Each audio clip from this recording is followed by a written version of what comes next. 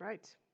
This is the narrated PowerPoint for Chapter 3, Understanding People at Work, Individual Differences and Perception. Now, in class, I reviewed the interactionist perspective and talked about the role of fit. So this narrated PowerPoint starts with the text's review of individual differences. Start by talking about personality. Again, this, and in fact, most of this chapter should look very familiar to you, as you would have studied this in Intro to Organizational Behavior. So this is a very quick review.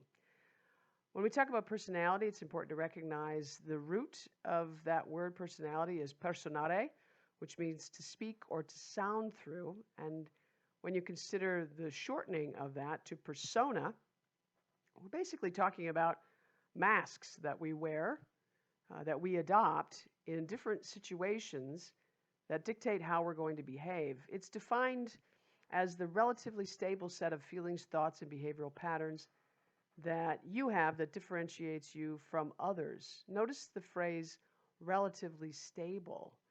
So this implies, and it is in fact true, that your personality can, and for most of us does, change over time as a function of the experiences we have, our perceptions of those experiences, and aging.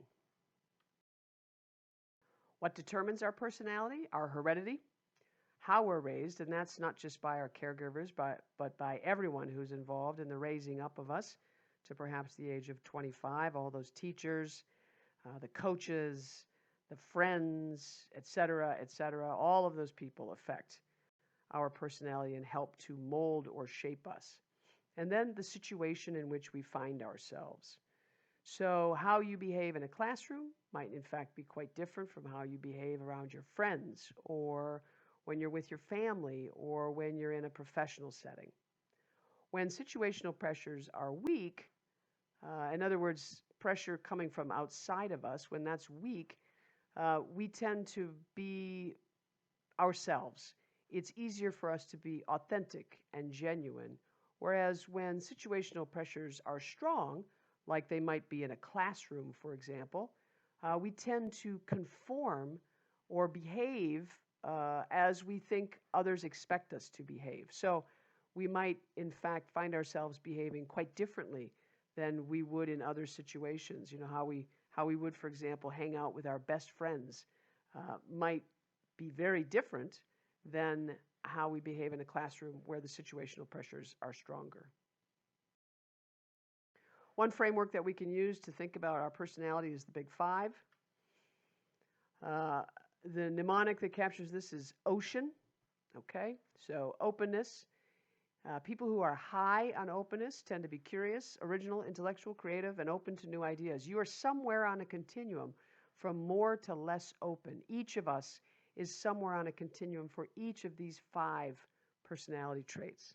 Conscientiousness, not consciousness, but conscientiousness, deals with being organized, systematic, punctual, achievement-oriented, and dependable. People who are highly conscientious, hey, these are the people you want on your team because they're going to help to make sure that the project you're on gets done. Extroverts tend to be outgoing, talkative, social, and open to establishing new relationships. They charge their personal batteries being around other people. Introverts, on the other hand, tend to be quieter. They tend to not care for small talk so much. They tend to charge their batteries being alone or with just a few people. Agreeableness has to do with how affable one is. Basically, how well we get along with others, how tolerant we are, how sensitive, trusting, kind, and warm. You are somewhere on this continuum from high agreeableness to low agreeableness. And then finally, neuroticism. People who are more neurotic tend to be more anxious, irritable, temperamental, moody. People who are less neurotic tend to be calm, to not be bothered by much. People who are highly neurotic might have a hard time shutting down their brain. They worry a lot about what the future holds. The Myers-Briggs framework is one that I'm sure you're familiar with. You can find all kinds of tests out in the Googleverse that will tell you what your Myers-Briggs type is. That's derived from your selection of one characteristic from each of these pairings. So you're more extrovert or introvert, more sensor or intuitive, more thinker or feeler, more judger or perceiver. Now, a caution as you take these tests and begin to describe yourself using your Myers-Briggs type is that, in fact, there's very little valid and reliable research that relies upon the Myers-Briggs framework. It's not been demonstrated to be particularly valid or reliable, which means it's not necessarily measuring what it says it's measuring, and it's not necessarily doing that in a particularly good way. As a result, it doesn't have much in the way of what we call predictive validity. It doesn't help us to know whether a person with a given type will be a good teammate or not a good teammate. It doesn't help us to identify the optimal career. It doesn't help us with much at all, frankly, other than just another way to describe ourselves, which I guess in and of itself that has some value for self-knowledge, just not a whole lot of value in the work setting. That said, it is the most popular personality test administered to people in work settings because people just believe that this stuff, it just feels like it should be useful. It's not actually, but again, people just think it is, therefore they use it. Another way to think about your personality is to consider whether you tend to be more positively or negatively effective. Not effective, but affective. Tells us that behavior is a function of our moods. When we're in a good mood, we tend to be more cooperative, to smile more, to be more friendly. When we're in a bad mood, that can lead us to being more picky, irritable, and less tolerant. Basically, what positive and negative affectivity are all about is that people who are positively affective tend to experience positive moods more often. They just tend to be happier more. People who are negatively affective tend to experience negative moods more often. So they're pickier more often. They're irritable more often. Now, obviously, who would you like to work with? Well, I think most of us would say we'd prefer to work with people who are positively affective. Self-monitoring has to do with the extent to which we're able to alter our behavior to suit a given situation. So people who are high self-monitors can figure out what a situation is demanding and behave accordingly. So that's two steps there. They figure out what's being demanded, and then they act accordingly. These folks tend to be more successful in their careers. They tend to be maybe less accurate when evaluating others' performance.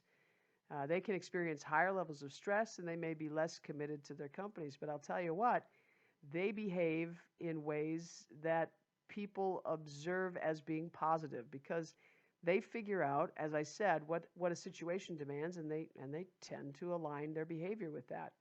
Low self-monitors, on the other hand, tend to just act the way they feel. They are who they are, and that's it. They're not going to change themselves to suit anyone else's purposes or desires. High self-monitors can appear to be like chameleons. You're never quite sure who they really are because they're changing to suit whatever situation they happen to find themselves in. Proactive personality is just what you would imagine it to be. It's something where if you have it, you're inclined to fix whatever you perceive as wrong, to change the status quo, to use your initiative to solve problems. These folks are doers. They want to change the world, or at least they're part of the world. The advantages associated with this particular personality characteristic are these folks tend to be more successful, not only in their job searches, but also over the course of their careers. They tend to adjust pretty quickly because they figure out what's going on in their environment. They tend to make friends more quickly, and they tend to be more responsive to feedback. And that's because, again, they want to change, they want to get things done, and they know that in order to change and get things done, they have to listen to whatever feedback or input they're receiving. One way to think about a person with a proactive personality, this is a person who's coachable. Hopefully that makes sense. Self-esteem is essentially how well we like each other. Not each other, I'm sorry. How well we like ourselves. So we tend to have either higher self-esteem or lower self-esteem. People with high self-esteem tend to view themselves in a positive light. They tend to be confident. They tend to respect themselves. They engage in a lot of positive self-talk. People with low self-esteem tend to experience high levels of self-doubt. They question their self-worth, and, no surprise, they tend to engage in lots of negative self-talk. Probably more important for performance is self-efficacy.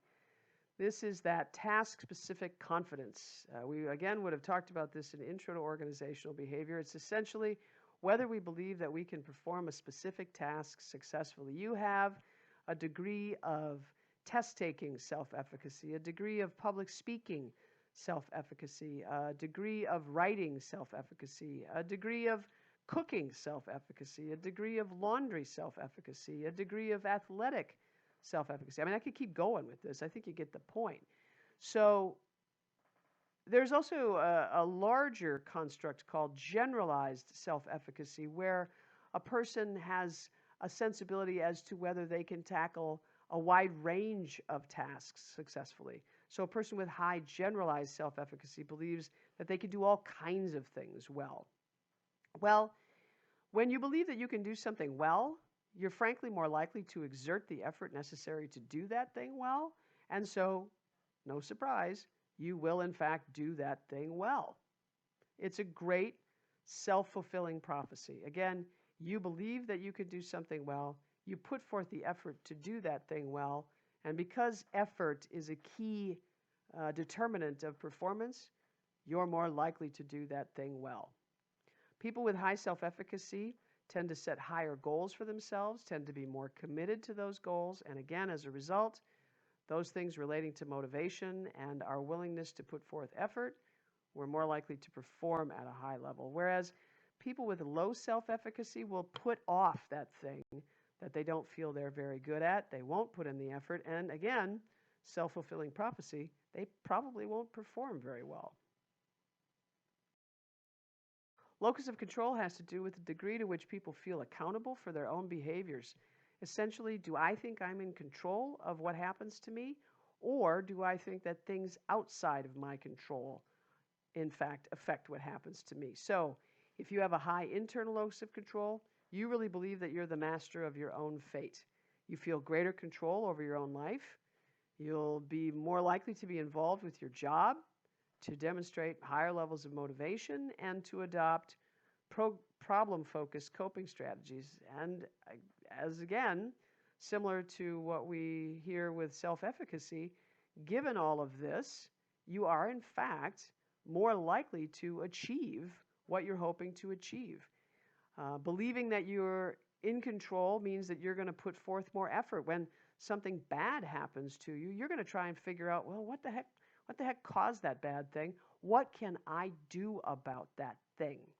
And consequently, when you face that thing again, you're more likely to do better with it. Whereas folks with a high external locus of control tend to believe that things happen to them, that what happens to them is a function of luck, whether it's good or bad, and not so much a function of their efforts. So when something bad happens to them, all they can do is point fingers and blame others and blame the situation. They'll blame anything rather than saying, oh, what could I do to affect a different outcome in the future? They don't believe that what has happened to them is a function of their own behavior. So why would they change their behavior? The next major category or topic in the chapter deals with perception. So this is the process with which we detect and interpret environmental stimuli. It's not entirely rational. It's not objective. What we see, what we observe, what we think we observe anyway, depends on what we value, what our needs are, what we fear, our emotions. Basically, we don't see things objectively.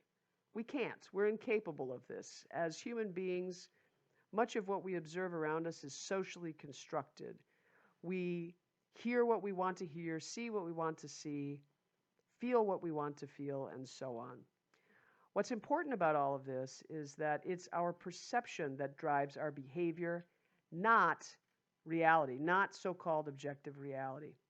In other words, we interpret the environment, we interpret situations, again, given all these filters that we use, and we act accordingly. That helps us to understand why two people can be in the exact same situation, perceive it quite differently, and engage in very different behaviors. It all comes back to, well, how did they perceive the situation in the first place? Two people considering something as simple, for example, as deciding whether to go skydiving. The objective data is out there to tell us how safe this activity might be, the considerations that we should be thinking about before we would engage in this activity. And what we'll discover is that those two people might view that activity quite differently, one choosing to do it and the other not, simply as a reflection of their previous experiences, the things they fear most, etc., not because of any objective reading of the facts, etc., etc. The same is true for most of how we go through life, right? Some people love to fly, others hate to fly. The objective data on the safety of flying is out there. It's considered safer than driving, for example. We're far, far more likely to be injured or killed in a car accident than we are in a plane accident. And yet, for a variety of reasons, people perceive plane travel, many people perceive plane travel to be far more dangerous and risky than automobile travel. It's got nothing to do with objective reality. It's what we perceive to be true, and therefore that's what drives whether we get on a plane or not. Visual perception, basically what you and I see goes beyond the information that's actually there. In this simple thing, we see a triangle, even though there's no triangle there. What we're really looking at are, well, it looks like Pac-Man, right? But the way they're organized, there seems to be, or there appears to be, a triangle. Again, even though there isn't one. Contrast effect also influences how we visually perceive things. So the cluster of circles on the left versus the cluster of circles on the right, if you look at the inner circle for each, you might perceive them to be different. You might perceive that the one on the left is larger than the one on the right, only because of the contrast. For the one on the left, that inner circle is surrounded by smaller circles, whereas the one on the right, that inner circle is surrounded by larger circles. That causes us to possibly perceive the one on the left as larger, even though it's not. Self-perception is an important subtopic of this overall topic of perception. And we see here a few biases that are important to understand and to think about. Self-enhancement bias is our tendency to overestimate our own performance and capabilities, to view ourselves in the most positive light possible, okay? To overestimate how great we are. This is Kanye West. Now, don't get me wrong, Kanye's awesome, but if you ask him, he sees himself as even more awesomer than most of us might perceive him. He definitely engages in self-enhancement bias. Whereas self-effacement bias is the tendency to underestimate our own performance and capabilities, to not see ourselves as able to do what we in fact probably could do. When it comes to applying for jobs, in general, men tend to engage in self-enhancement bias, where they perceive themselves to be more capable, more adequately prepared for a job than, say, women might. They'll assume that if they've got at least 80% of the job requirements that are listed in a position description, well, by golly, they can figure out the rest. They'll go ahead and apply for that job. Whereas in general, women tend to engage in self-effacement bias, where they tend to perceive themselves as not having the capabilities necessary to perform that job well. And so with 80% of the job requirements met, they're more likely to not apply for that job. False consensus error happens when we overestimate how similar we are to other people. This can be particularly problematic when managers perceive themselves to be like their direct reports. An example of this, they perceive that what motivates them is the same thing that motivates their employees. So they might themselves, for example, be highly motivated by public recognition, whereas maybe their direct reports aren't. And so because they're engaging in this error, they choose to publicly recognize people, which in fact might prove very demotivating. So we have to be careful that we don't assume that we are similar to others.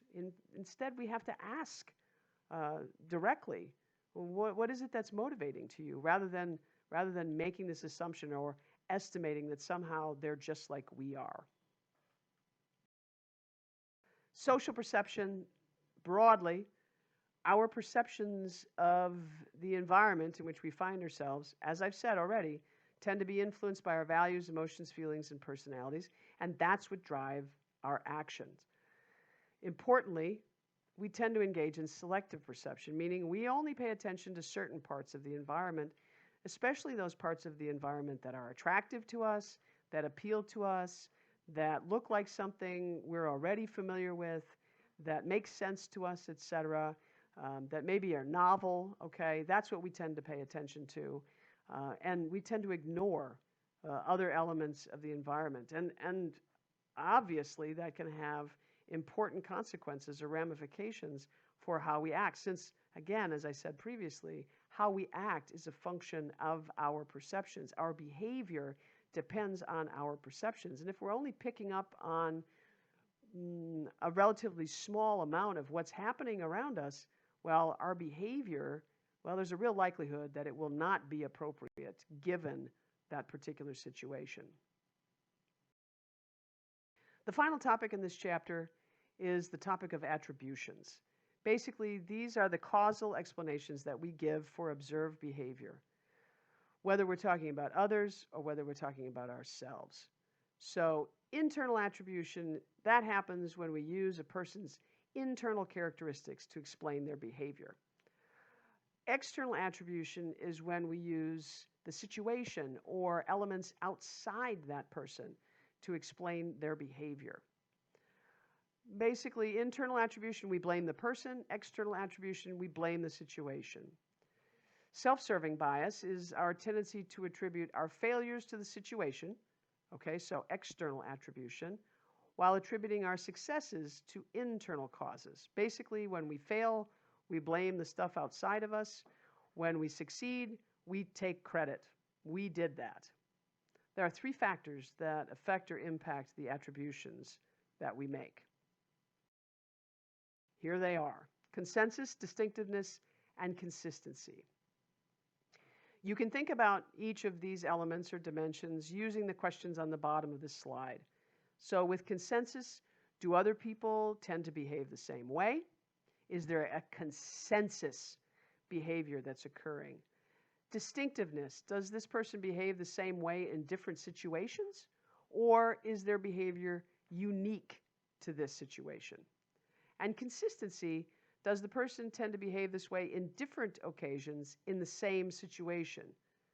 Okay, so let's work through this table to help us understand this.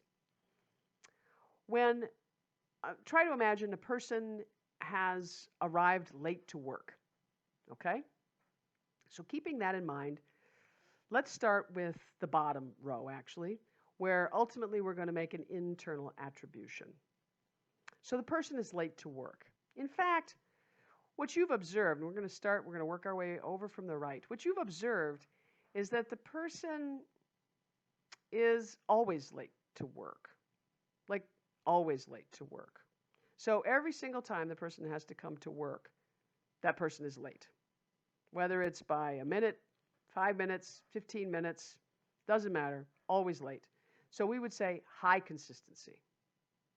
Working our way to the left. You've also noticed that this person is not only late to work, but this person tends to be late to like everything, to like social engagements, parties, etc., etc. This person is always late. So different situation, always the same behavior. So low distinctiveness. Working our way all the way to the left, Nobody else was late today coming to work. Odd. Well, we would say low consensus. Ultimately, looking at all three, consensus, distinctiveness, consistency, we would conclude in this case that something's going on with this person. In other words, we would make an internal attribution. This person is lazy, we might say. This person doesn't care about being punctual. This person doesn't manage their time well, and that's why they're always late. Bottom line, it's something that they are doing or not doing that's causing them to be late. Let's go up a row to where we're going to make an external attribution. So the person was late today to work, but you know what? This person is like not usually late. I mean, this is really unusual. So we're going to say low consistency. If we work our way to the left. So this person was late to work today, and you know, part of the reason that's odd is that this person is always on time to everything, not just to work, but to social engagements, to parties, to everything. The person is pretty much always on time. So we're going to say this is a highly distinctive situation. Another observation we make is that, in fact, it wasn't just this person who was late. It was a whole bunch of people who were late today, all by about the same amount of time. So we have high consensus where a whole bunch of other people, maybe everybody, behaving the same way. With these three in mind, high consensus, high distinctiveness, low consistency, we're going to make an external attribution, an external judgment about what we think is causing this person to be late. We're going to decide that it's something outside that person's control. Maybe it was traffic, more of it than normal. Maybe it was an elevator malfunction. Who knows? But it's not the person. And we're not looking to the person to try and explain their behavior. Instead, we're looking outside. A major point here, you and I make these attributions about others all the time. All the time. We observe behavior and we decide either that behavior is a function of that person, their characteristics, or that behavior is a function of something outside that person. We are always judging others and also engaging in judgment of ourselves. That's the end of this chapter.